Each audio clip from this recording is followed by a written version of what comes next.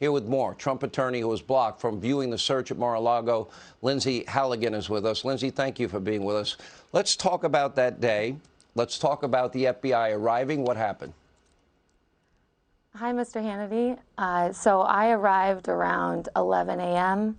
and there were about 30 to 40 FBI agents that I saw, 5 of which were wearing suits. The rest were in cargo pants, masks, and gloves. And they basically had unfettered access to the property.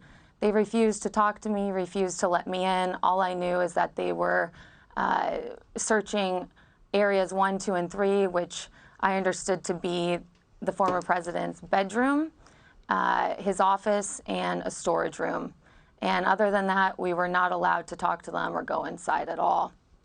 Did you ever get a chance to read the warrant? Did you ever get a copy of it? Did you ever get any other information? Do you know, are you aware of what they took out of Mar-a-Lago? That's the thing. They had unfettered access to the property. They looked at God knows what in there and did God knows what in there. We have no idea. What the FBI did was an appalling display of abuse of power. All documents requested were previously handed over. President Trump and his team painstakingly reviewed every single document at Mar-a-Lago and gave the government what they requested. If they needed any other documents, they could have just asked. And the warrant was secured under seal.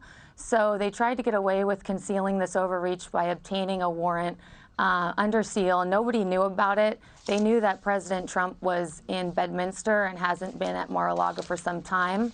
They thought they could sneak in, snoop around without attorneys present, in case they walked out with nothing, so nobody would know that they overreached to this degree. And it's unprecedented in United States history. The government seems to be out of control. It's plagued with manipulation, corruption, greed, deceit, and fraud. And yet the National Archives praised the working relationship that you had back in February. And my understanding is they were there as recently as June, and they were the ones that requested the padlock on one particular door where there was some documents that they could have taken with them that day? Correct, yes. That was when they came to the property and they went through documents, to my understanding. They requested that a padlock be put on the door, and then they broke through that padlock just the other day.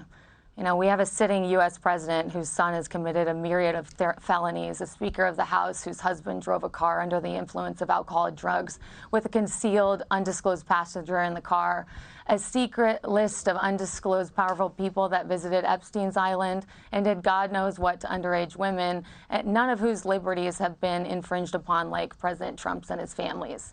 Simply put, it seems that under the Biden administration, the government conceals what it wants to, the government does what it wants to, and American citizens need to protect their country from its government. Lindsey, anything else you'd want the American people to know? You were there that day. What should they know? Anything else?